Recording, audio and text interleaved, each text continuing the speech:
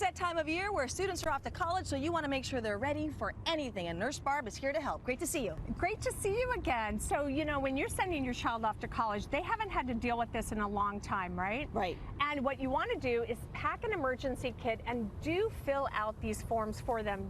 Poison control, campus police, campus health center, and your name and phone number, because if they're sick, their roommate may not know how to get in touch with you. It's so true. They don't even know what the phone numbers are, so, you know, especially if it's like on that auto dial, right? Exactly. Yeah. That's true. And you want to teach your child to trust their gut and to go to the campus health center. But you know they're going to call you at 2 in the morning, so you need to have all of these things available for them. Okay, Nurse Barb, so what do you have here in the kit? Oh my gosh. So sometimes college students may be drinking a little bit too much. Maybe, and they need to stay rehydrated, so emergency is great for that. They're also not used to campus cooking, and maybe they miss mom and dad, so they can actually get constipated. So a little Benefiber or Metamucil goes a long way.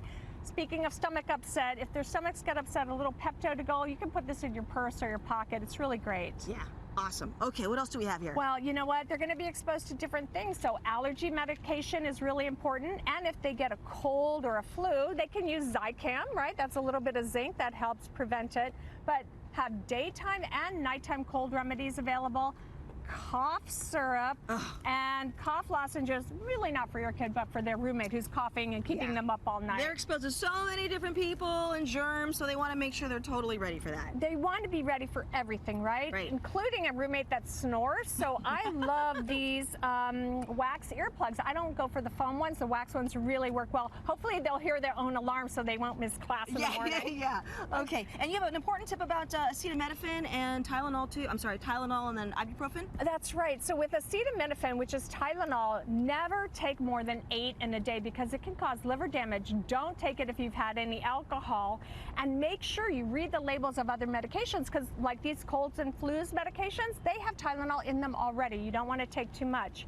With ibuprofen, you want to make sure you take it with food because it can cause a lot of stomach upset. You can't take those at the same time, though. Not exactly the same time, but you can wait 2 hours in between, especially if you have a fever. Very, very important. Okay, so you have a headlamp here. I do. Now, if the electricity goes out, you want to have something to help your child move in safety.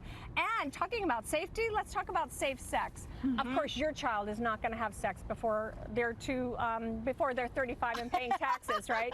But if their roommate wants to have sex, you have a condom ready for them. That's right? a great point. What else do we have in here? So we have some handy wipes here, and sometimes people in college, they throw up. And if you're going to help clean up, you want to have some gloves. I love that. Oh, look what I brought. Scissors. No one has scissors in college. Yeah, even I don't have scissors. And then my favorite point here, too, or the favorite little tip here, look at this. How sweet. XOXO. What do you have in here? Right. So you have a little emergency cash, because some kids always need a little emergency cash, and some really nice thoughts from home. Do you want to give them your card?